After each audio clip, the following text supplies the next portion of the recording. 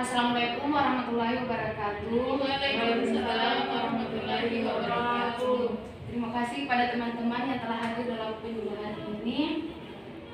Di sini saya akan membahas penyuluhan tentang diare, di mana tujuannya yaitu setelah mengikuti kegiatan penyuluhan diharapkan dapat memahami dan mengerti tentang diare.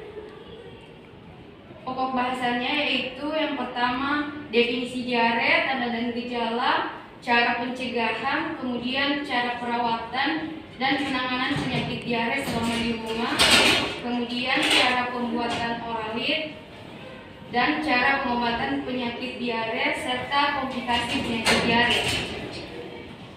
Langsung saja, yang pertama definisi diare. Diare adalah keadaan frekuensi air besar lebih dari 4 kali pada bayi dan lebih dari 3 kali pada anak. Konsistensi feses encer dapat berwarna hijau atau ada pula bercampur lendir dan darah atau lendir saja. Tanda dan gejalanya itu BAB lebih dari 4 kali pada bayi dan 3 kali pada anak. Kemudian yang kedua, pasien cengeng, gelisah, suhu tubuh biasanya meningkat, nafsu makan berkurang. Kemudian yang ketiga, tinja cair, mungkin disertai lendir dan darah atau kadang sampai berwarna hijau. Kemudian yang keempat, berat badan menurun, turgor mata berkurang. Yang kelima, ubun-ubun besar menjadi cekung pada bayi. Keenam, selaput lendir bibir dan mulut serta kulit tampak kering. Yang ketujuh, daerah anus sering lecet. Kemudian bagian cara pencegahan yaitu meningkatkan pemberian ASI, pemberian perbaikan makanan pendamping ASI, kemudian gunakan air bersih yang cukup, mencuci tangan dengan sabun, menggunakan jamban yang benar, kemudian membuang tinja bayi dan anak-anak yang tepat dan tidak stres. Kemudian cara perawatan dan penanganan penyakit diare selama di rumah itu meningkatkan pemberian cairan rumah tangga seperti buah sayur, air tajin, larutan garam, terutama untuk penderita pada dehidrasi, dan bila tersedia berikan oralit. Kemudian meneruskan pemberian makanan yang lunak dan tidak merangsang serta makanan ekstra setelah diare. Kemudian cara pemberian oralit, sediakan air matang 1 gelas 200 cc dan campurkan 1 bungkus oralit untuk ukuran air 200 cc, kemudian aduk sampai larut. Kemudian yang kedua, berikan sesendok teh tiap 1-2 menit untuk anak di bawah umur 2 tahun.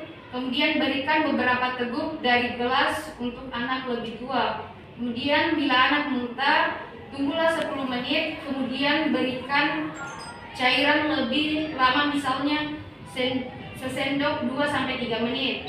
Kemudian bila diare berlanjut setelah oralit habis, berikan cairan lain seperti dijelaskan atau ke petugas kesehatan untuk mendapatkan oralit.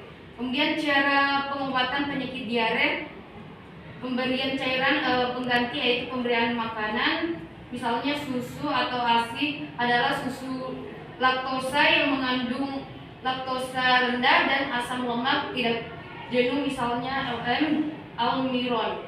Kemudian makanan setengah padat atau bubur atau makanan pada nasi tim bila anak tidak mau minum susu karena di rumah tidak biasa.